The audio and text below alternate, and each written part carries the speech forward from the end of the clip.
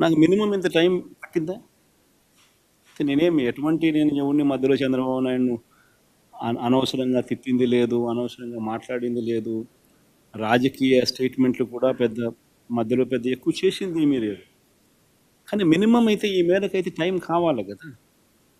ఈ మేరకు minimum time నాకు ఇవ్వగలిగితే, ఈ మేరకు ప్రజెంటేషన్ మనం చేయగలిగితే, ఈ మేరకు ప్రజలకు అర్థమయ్యేట్టుగా మనం చెప్పగలుగుతాం. ఇది ఎప్పుడు జరుగుతుంది? ప్రతిపక్ష నాయకుడి కింద ప్రతిపక్షం అన్నది ఎన్ని సీట్లన్నా ఉండదు, పక్కన పెట్టమ్మా.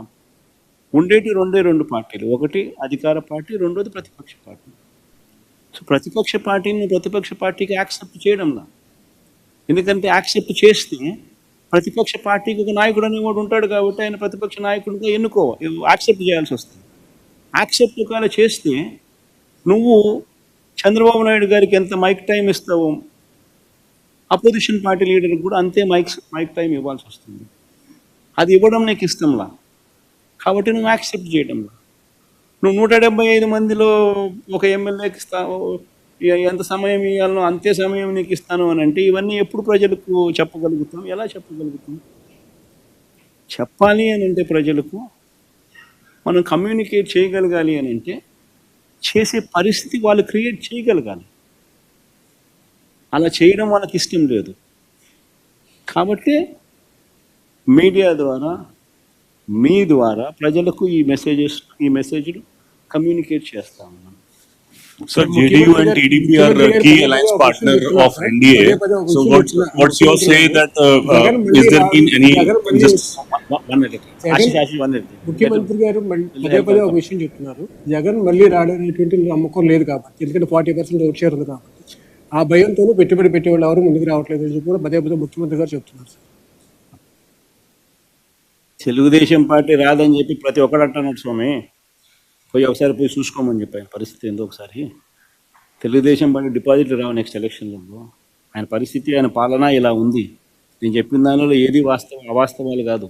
సూపర్ 6 వస్తా అందా, కనీసం నీ ఇంట్లో అన్నా, కనీసం నీ ఒక్కరికన్నా ఇస్తున్నాడా? సూపర్ 6 లేవు, సూపర్ 7 లేవు, చేసేదంతా అబద్ధాలు, చేసేదంతా మోసాలు ఉన్నప్పుడు ఎవడైనా ఎందుకు వేస్తాడు స్వామి ఓటు? నిన్న మీరు జగన్ 2.0 చూడబోతున్నాను అంటే 2.0 ఎలా ఉంది? 2.0 అయినా కానీ ఒకటి గుర్తుపెట్టుకోవాల్సింది, ఏదైనా కానీ పాలనలో విశ్వసనీయత ఉండాలి. ఒక మాట చెప్తే ఒక రాజకీయ నాయకుడు అది చేస్తాడు అన్న నమ్మకం ఉండాలి. That is called governance, that is called విలువలు, విశ్వసనీయత. ఈ రెండు ఉన్నప్పుడు పాలన అనేది ఆటోమేటిక్లీ బాగా ఉంటుంది. ఎస్, లాస్ట్ టైం నిన్న నా ప్రెఫరెన్స్లో I was mentioning more about కార్యకర్తలకు సంబంధించిన విషయం. ఎందుకంటే లాస్ట్ టైం మనం అధికారంలోకి వచ్చిన వెంటనే జూన్లో అధికారంలోకి వచ్చాం, మార్చ్లోనే కోవిడ్ వచ్చేసింది. సో ఆ తర్వాత 2.5 సంవత్సరము రాష్ట్రంలో అసలు ఫోకస్ మొత్తము కోవిడ్ మేనేజ్మెంటు, రాష్ట్రానికి సంబంధించిన వనరులు మేనేజ్మెంటు, ప్రజల సంక్షేమము, సేఫ్టీ, వీటి గురించే కేటాయింపులు చేయాల్సి వచ్చింది.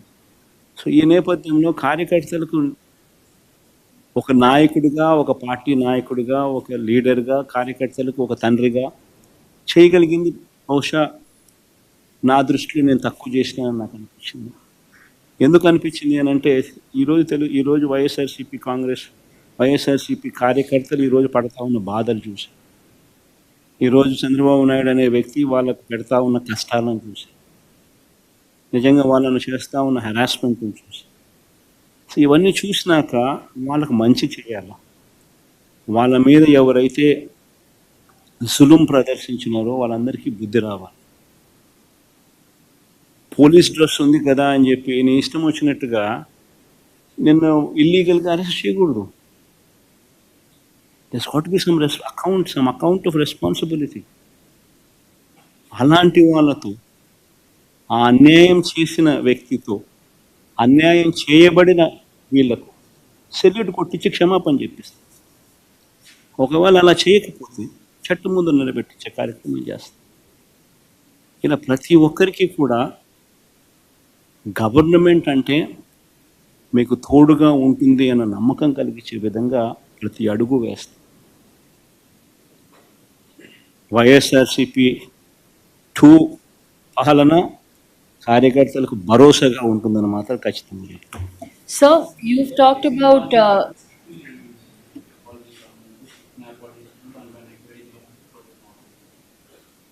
అసలు ఆశ్చర్యకరమించే విషయం ఇది. నేను నిన్న ఈనాడు పేపర్లో రాస్తే ఐటమ్ చూసిన నాకు నిజంగా ఆశ్చర్యం అనిపించింది. ఒక మనిషిని ఏ రకంగా ఇరికిచ్చాలని తాపత్రయపడతా ఉన్నాను. అసలు మిథున్ పెద్దిరెడ్డి మిథున పెద్దారెడ్డి కొడుకు మిథున అది రాసింది కదా ఈనాడు వాడు రాసింది. పెద్దారెడ్డి కొడుకు మిథున పెద్దారెడ్డి కొడుకు మిథున అని చెప్పి రాసింది. సరే, మిథున్కి ఏం సంబంధం? ఆయన పార్లమెంట్ లోక్సభ ఫ్లోర్ లీడర్. వాళ్ళ నాయనది ఏ పోర్ట్ఫోలియో? వాళ్ళ నాయనది ఏ పోర్ట్ఫోలియో?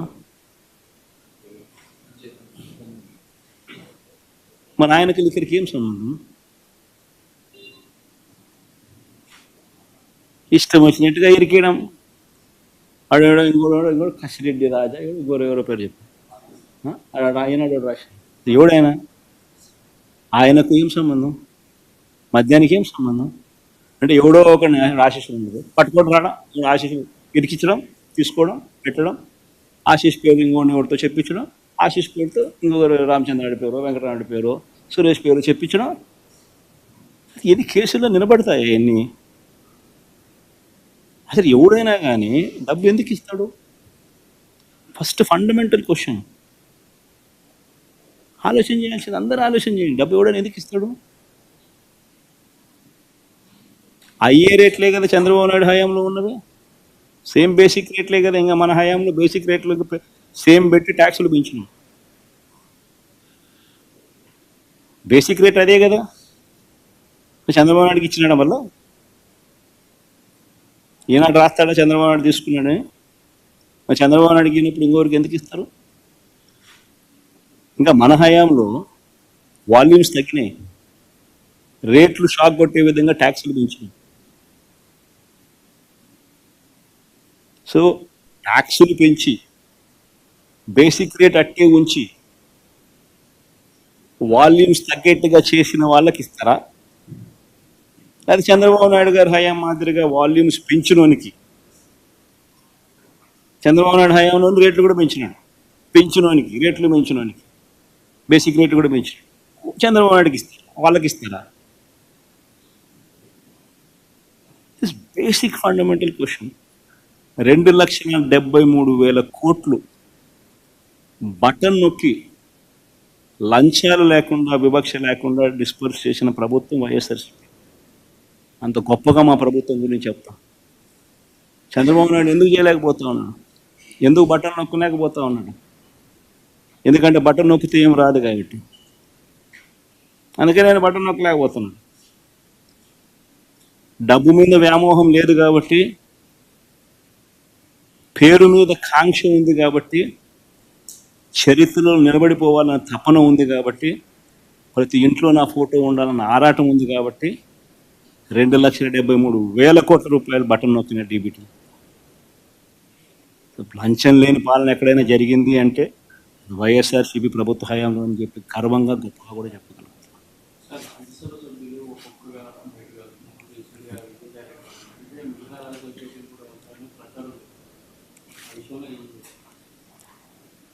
బేసిక్లీ ఒకటి గుర్తుపెట్టుకోవచ్చు,